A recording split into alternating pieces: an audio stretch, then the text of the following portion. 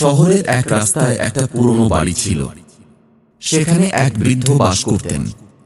তার কোন আত্মীয় বা বন্ধু ছিল না। তিনি সবসময় একা থাকতেন। এই পুরনো বাড়ির ঠিক সামনেই একটা ছোট বাড়ি ছিল। ওই বাড়িতে বাবা মায়ের সঙ্গে থাকত ছোট্ট শিশু রোহিত। বৃদ্ধ বাচ্চাদের খুব পছন্দ করতেন। শিশুটিকে দেখলেই আদর করে হাত নাড়তেন। এমনকি ছোট্ট শিশুটিও তার জানালায় দাঁড়িয়ে তার দিকে তাকাবে এবং উত্তরে তার হাত নাড়বে। ধীরে ধীরে দুজনেই বন্ধু হয়ে গেল। রুহি ওই ব্যক্তিকে দাদা বলে ডাকে। রাখুন। দাদু প্রায়ই রোহিতের জন্য বিস্কুট নিয়ে আসতেন। মাঝে মাঝে সে তার পছন্দের চকলেট এনে তাকে দিত। সেদিন রোহিতও তাকে তার খেলনা দিয়েছিল। তার টিনের সৈনিক অর্থাৎ টিন দাদা বলেছিলেন যে তিনি এটি খুব সাবধানে রাখবেন। কয়েকদিন পর রোহিত খেয়াল করল দাদাকে কোথাও দেখা যাচ্ছে না। তার বাড়ি ভেঙে সেখানে একটি বিশাল বাংলো তৈরি।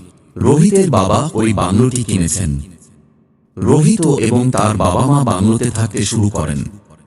ধীরে ধীরে রোহিত বড় হতে থাকে এবং তার ছোটবেলার দাদাকে ভুলে যেতে থাকে। বড় হয়ে বিয়ে করলে তার স্ত্রীও সেখানে থাকতে আসে। একদিন তিনি এবং তার স্ত্রী বাংলোর বাগানে হাতে একটি গর্ত খুঁড়ছিলেন। কিছু একটা আঙুলে ছিটকে পড়লে সে সেখানে একটা বীজ বপন করতে চেয়েছিল। যখন তিনি এটি খনন করেছিলেন তখন এটি তার নিজের টিন সোলজার ছিল যা তিনি দাদুকে দিয়েছিলেন। তার তরবারির ডগা রোহিতের আঙুলে বিদ্ধ করেছিল। ছেলেবেলার খেলনা দেখে হঠাৎ রোহিতের মনে পড়ে গেল ছোটবেলার সব কথা আর দাদার কথা।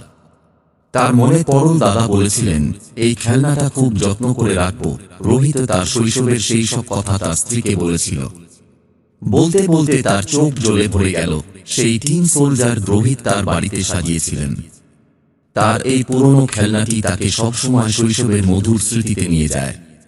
এছাড়া তার দাদার কথাও মনে পড়ে।